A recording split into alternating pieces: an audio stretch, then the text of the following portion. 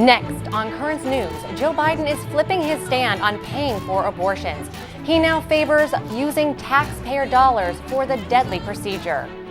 A Queens man is facing federal charges over a plot to terrorize Times Square. The suspect has been under investigation for months. The latest move to stop migrants heading for the United States is nearing a deadline. New tariffs on Mexico are about to go into effect. Plus, U.S. and Russian warships nearly collide at sea. Each navy is blaming the other for the confrontation. The news starts right now.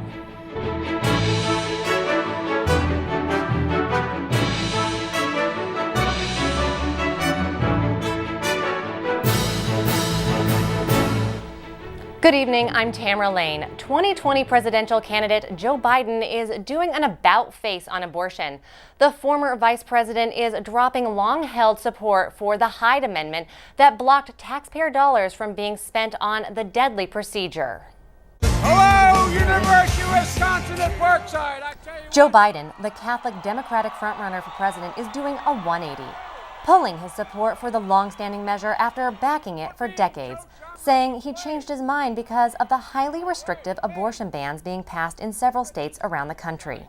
I can't justify leaving millions of women without access to the care they need and the ability to exercise their constitutionally protected right. If I believe health care is a right, as I do, I can no longer support an amendment that makes that right dependent on someone's zip code.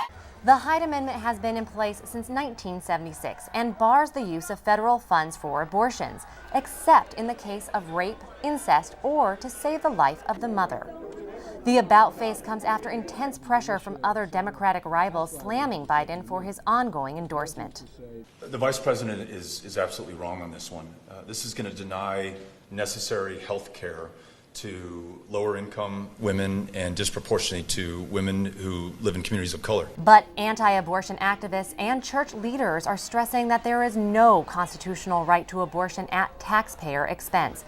The New York State Catholic Conference just releasing this statement. For more than 40 years, the federal Hyde Amendment has prevented federal taxpayer dollars from funding abortion. Americans do not want their tax dollars funding the destruction of unborn human life. The Hyde Amendment must be preserved. Biden says he does not apologize for his previous stance on the Hyde Amendment, but that, quote, circumstances have changed, making access to abortions harder for women who can't afford it. Currently, 9 states have passed legislation outlawing abortion or curtailing the deadly procedure past a certain point. None of the laws are in effect. Many of them are being challenged in the courts.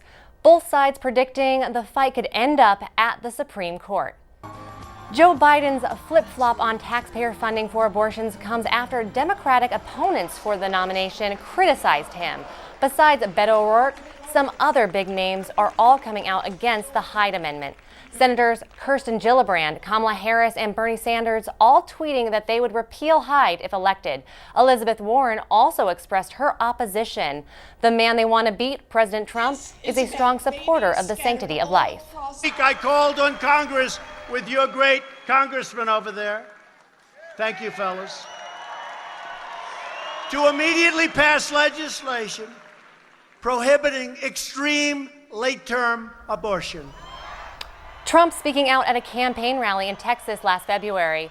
The president has made many appearances for the pro-life movement, including at the D.C. March for Life.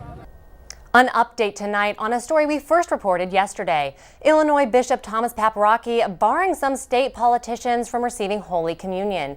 He's now appearing on camera to explain why he's invoking canon law after lawmakers passed a bill that declared abortion a fundamental right. This most recent legislation, Senate Bill 25, that was just passed last week, declares abortion to be a fundamental right and that an unborn baby doesn't have any independent rights of its own, and then also mandates private insurance has to pay for abortion. This is not intended to be punitive. I'm not interested in punishing people. I'm interested in their change of heart. Illinois House Speaker Michael Madigan is saying tonight that pushing the abortion law through is important despite the bishop's communion ban. Cardinal George Pell is back in custody tonight. The 77-year-old Australian cleric awaiting a ruling on his appeal of a conviction on charges of molesting choir boys 20 years ago. During the appeal hearing, the Chief Justice grilled the prosecutor to account for what the judge called the wildly improbable circumstances of the alleged crimes. The court said it would announce its judgment at a later date. A Queens man is facing federal charges for allegedly plotting to terrorize Times Square. Ashakil Alam was arrested by the Joint Terrorism Task Force after supposedly trying to buy guns without serial numbers.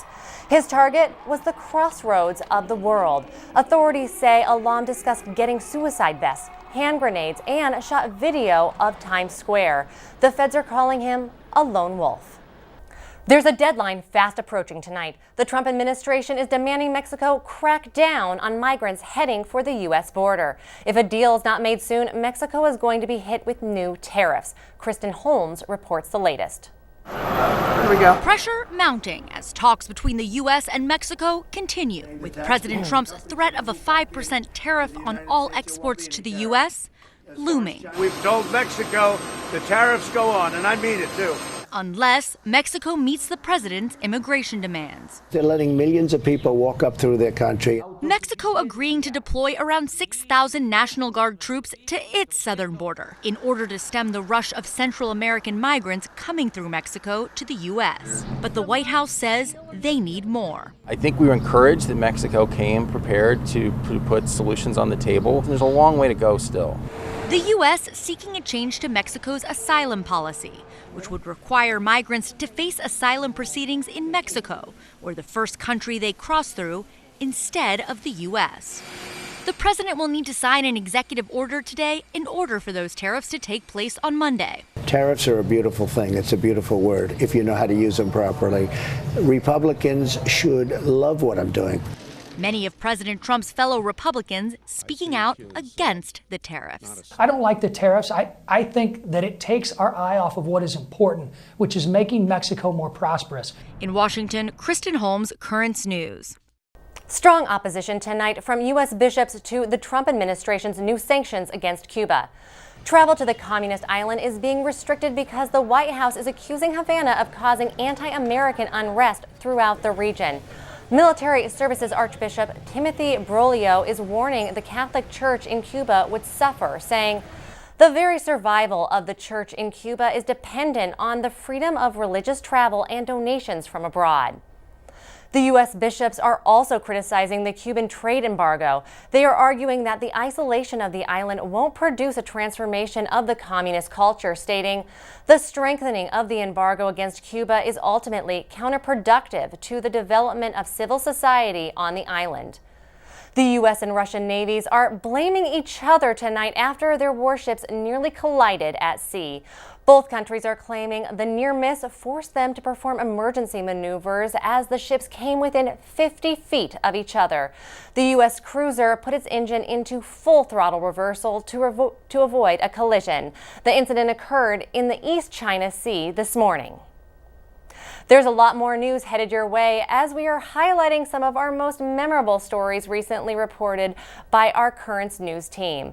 The New York March for Life, pro-life supporters voicing strong opposition to Governor Andrew Cuomo's extreme abortion law.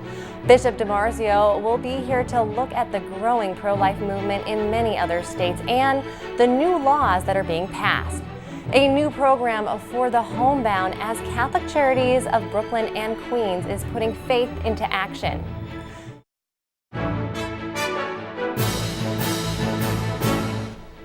We're taking another look at several important stories recently reported by the Currents News team.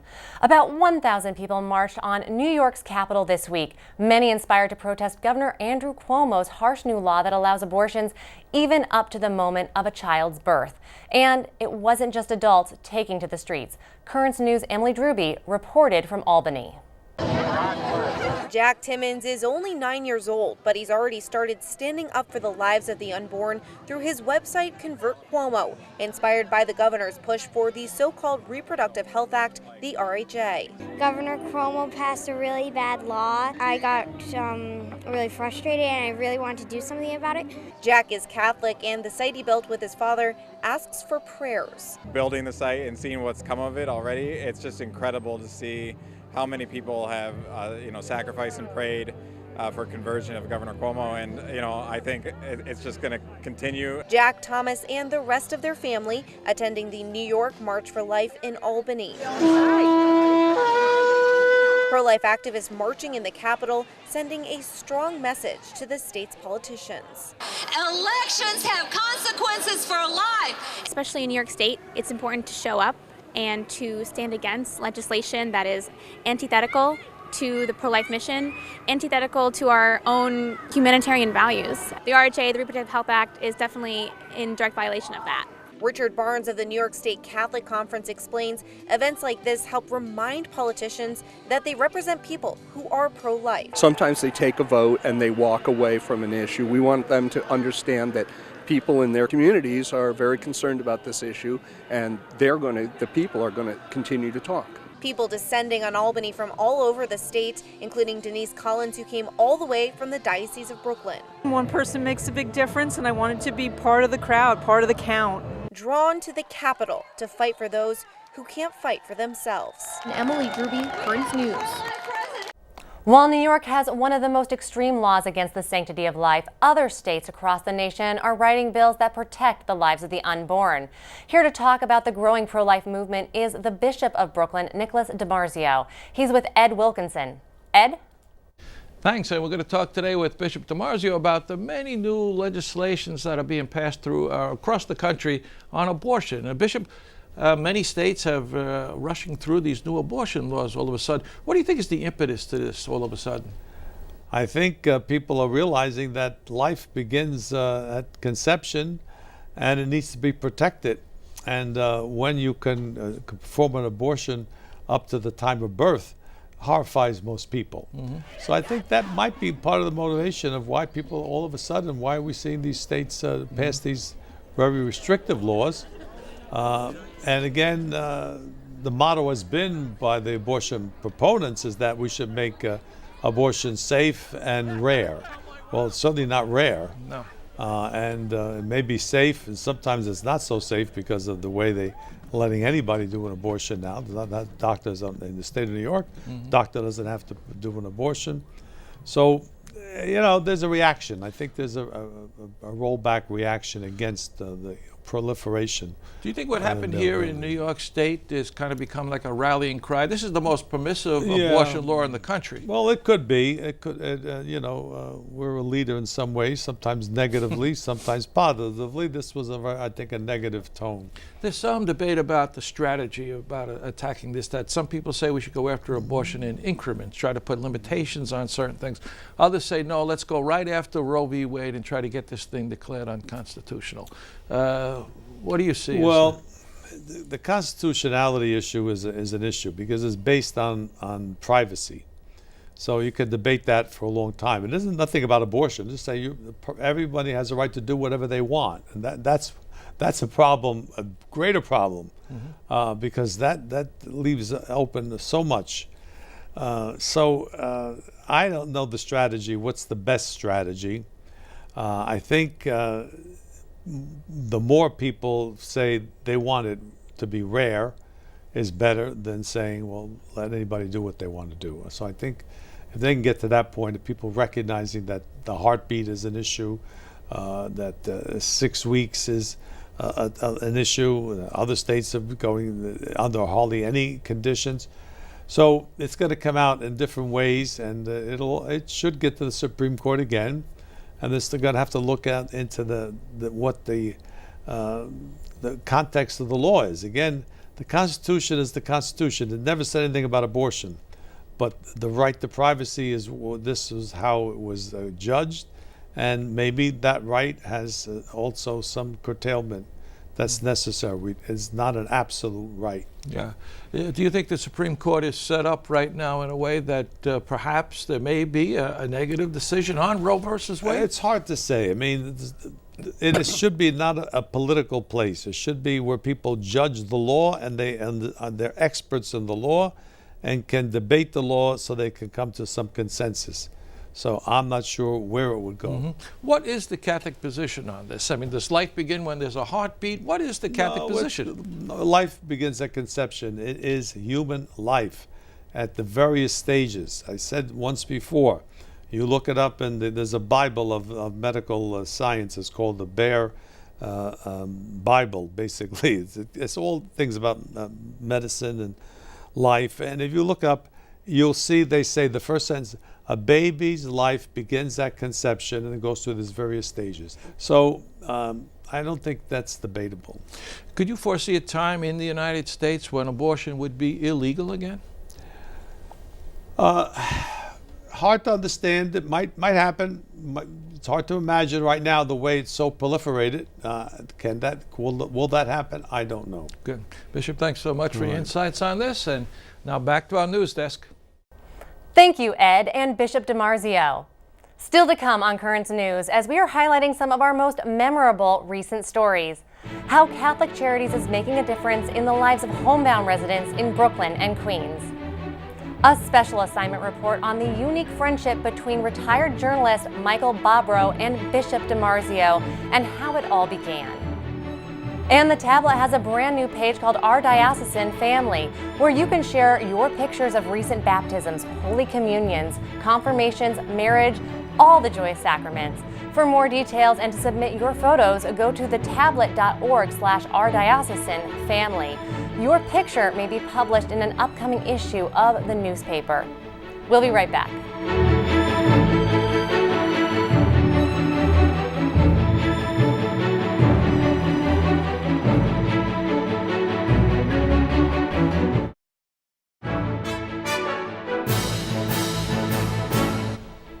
We're taking another look at several important stories recently reported by the Currents News team. Catholic Charities of Brooklyn and Queens is putting faith into action using a new program to service homebound residents. Currents News' Tim Harfman introduces us to people who were once complete strangers. Once a week, Linda Catalabosky-Lacoma volunteers, visiting 87-year-old Eileen Ferguson and her husband, Julio Rivera, at their Jamaica, Queens home. For a few hours, Linda comes to check on their well-being. It lifts me up. The interaction is thanks to the Friendly Visiting Program, a new initiative by Catholic Charities of Brooklyn and Queens and sponsored by the city's Department of the Aging. Stephanie Mitchell coordinates the program and says the goal is to be there for homebound residents. It has been scientifically proven that isolation causes a lot of diseases. It causes depression. Isolation can even cause death. Retired from law enforcement, Linda saw an ad in her church bulletin. Having an elderly mother herself, Linda wanted to volunteer. I feel good when I, come because I feel like I'm doing something good for her.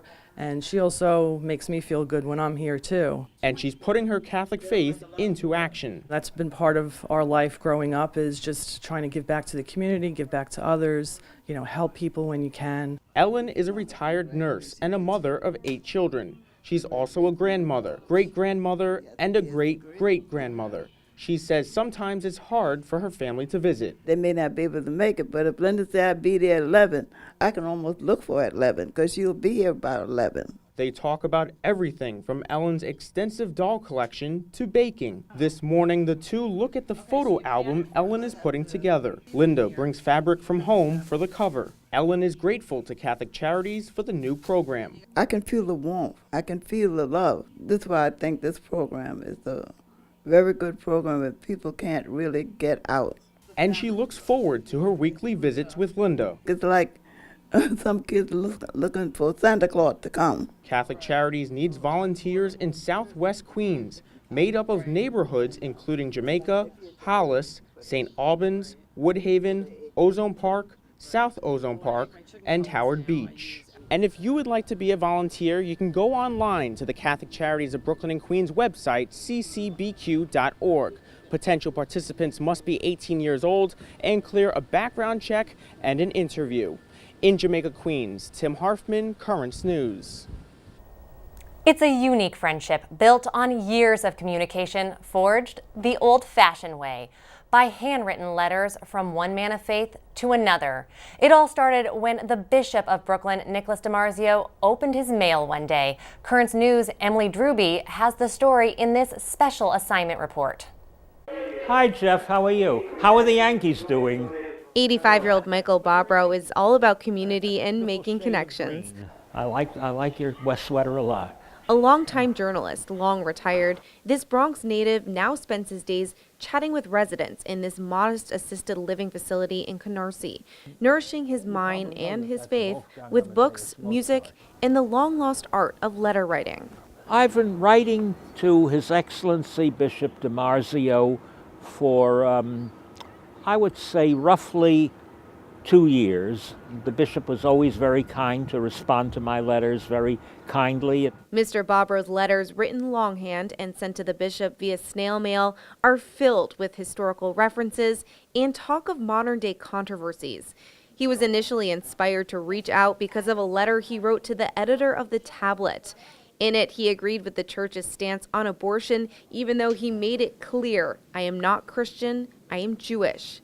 After it was published, he decided it was time to make an interfaith connection. My Jewish faith, of course, motivates much of my thinking. I mean, I believe in God, and I feel that this is, paramount in my life. I feel that I should address non-Jewish leaders with my concerns. Those concerns include the rights of the unborn and the importance of being a student of history, something Bishop DiMarzio greatly enjoys about their correspondence. They're fascinating letters because he is basically an historian. He knows the history of the Jewish people, and he also knows his own personal history. He is very much up on current state of affairs, political around the world. It's a letter you want to read because you're going to learn something. Like learning about Mr. Bobrow's family, roots that go all the way back to Tsarist Russia. In Tsarist Russia, my family was pro-monarchy.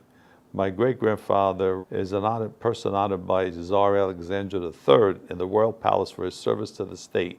I mean, it's unbelievable. And Mr. Bobrow is still going strong, using his words to make a difference and cherishing special moments, like when the bishop made a surprise visit. Well, I didn't know it was the bishop at first. He said, "Oh, hello, Father. May I ask who I'm speaking with?" So His Excellency said, "I'm Bishop DiMarzio." So I said, "Wow." The visit giving both men a chance to continue to build a bridge of understanding. Well, I think it is most important. People have to have contacts with different religions. This is important to us. Our faith, certainly since the Second Vatican Council, has taught us about the interreligious dialogue. He understands it. He lives it. Even Pope Francis agrees just a short time ago, reaffirming once again that we should not be afraid of our differences because that's just how God wants it. Ci sono tante religioni che alcuni nascono dalla cultura, ma sempre guardano il cielo, guardano Dio. Two different faiths intertwined and forever connected by a shared history of tradition and common values. He's one of the persons I would say is a friend, a pen pal. I really feel, he's not just the bishop, of course, but I consider him as a good friend. A tried and true form of art, fashioned the old-fashioned way, but still bringing people together. Emily Drewby, Currents News. Both men of faith say that they are going to continue writing letters and they hope to see each other again soon. That's Currents News. I'm Tamara Lane. Thank you for joining us because we are putting your faith in the news. We hope to see you again next time.